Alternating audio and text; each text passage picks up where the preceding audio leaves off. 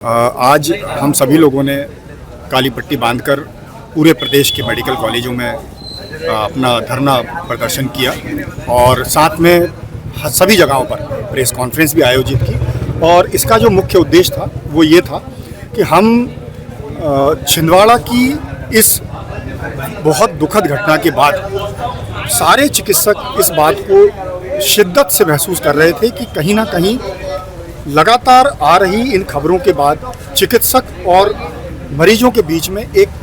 थोड़ी सी अविश्वास की एक लाइन आ रही है, ख़ास तौर से उस कफ सिरप के इंसिडेंट्स के बाद। हम आपके माध्यम से पूरे मध्य प्रदेश की जनता को ये बताना चाहते हैं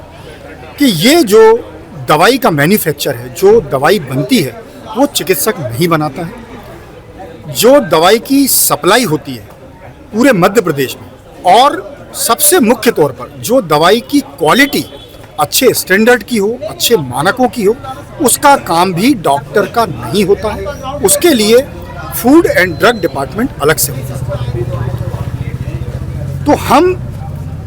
शासन को, प्रशासन को, जनता को, हमारे मरीजों को ये बताना चाहते हैं कि इन अमानक दवाइयों,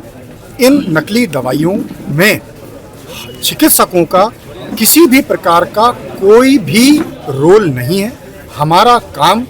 बेहद ईमानदारी से मरीजों का परीक्षण करना है, मरीजों का इलाज करना है, और हम उसी के लिए कोशिश करते हैं। अगर ये कोई घटना हुई है तो जितना दुख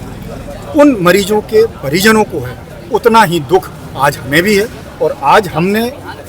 इसीलिए पूरे यहाँ पर खड़े होकर सभी चिकित्सकों ने 2 मिनट का मौन रखकर उन बच्चों के लिए एक श्रद्धांजलि अर्पित की, और उसी के बाद हमने अपनी प्रेस कॉन्फ्रेंस को आयोजित की। सर, मेरा इसमें एक सवाल ये है कि आज कई एसोसिएशन साथ में आई हैं, जिसमें IMA है, मेडिकल टीचर है, जूडा है। अब सारे डॉक्टर मिलकर किस तरह से आगे की योजना बना रहे हैं कि ये, क्योंकि आपकी भी जिम्मेदारी बनती है कि मरीजों के साथ इस तरह की लापरवाही ना हो, तो उसको लेकर आप लोग क्या कदम उठाएंगे? इसमें आपने ये देखा होगा कि हम पिछले 1.5-2 सालों से लगातार इस विषय को उठा रहे हैं, और सरकार के द्वारा उच्च स्तरीय समिति जो बनाई गई है उसमें चिकित्सक महासंघ और उसके घटक दलों को शामिल किया गया। हमने पिछले उच्च स्तरीय समिति 7 मार्च को सरकार के सामने अमानक दवाइयों को लेकर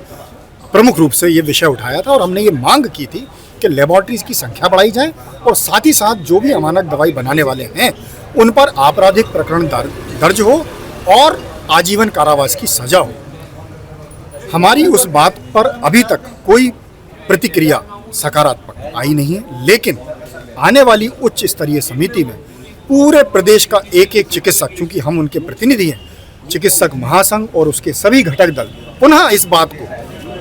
बहुत मजबूती से उठाएंगे, और हमारा जो टेक्निकल नॉलेज है, जो हमारा ज्ञान है, जो हम लगातार ज़मीनी तौर पर काम करते हैं, कैसे हम मरीजों को बेहतर और अच्छी दवाइयाँ उपलब्ध हो पाएँ, ये हम शासन को जरूर बताएं। सर, शासन के अलावा आप लोगों की तरफ से डॉक्टर्स को कोई एडवाइस जारी की जा रही हो, कोई सलाह जारी की जा रही हो जो आपके पूरे एसोसिएशन ने मिलकर सभी डॉक्टर्स के लिए दी हो कि इस तरह की घटना ना हो? देखिए, हमारे लिए जो भी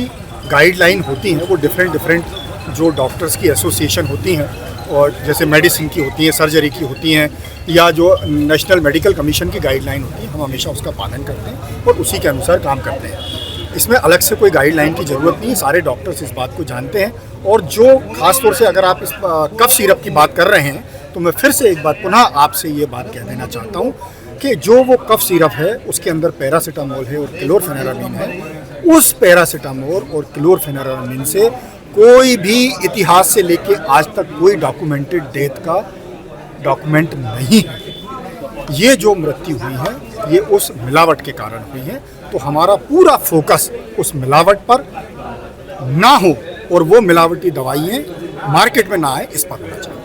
अगर आप ये वीडियो YouTube पर देख रहे हैं तो हमारे चैनल को सब्सक्राइब कर बेल आइकन दबाएं, और Facebook पर देख रहे हैं तो हमारे पेज को लाइक करें।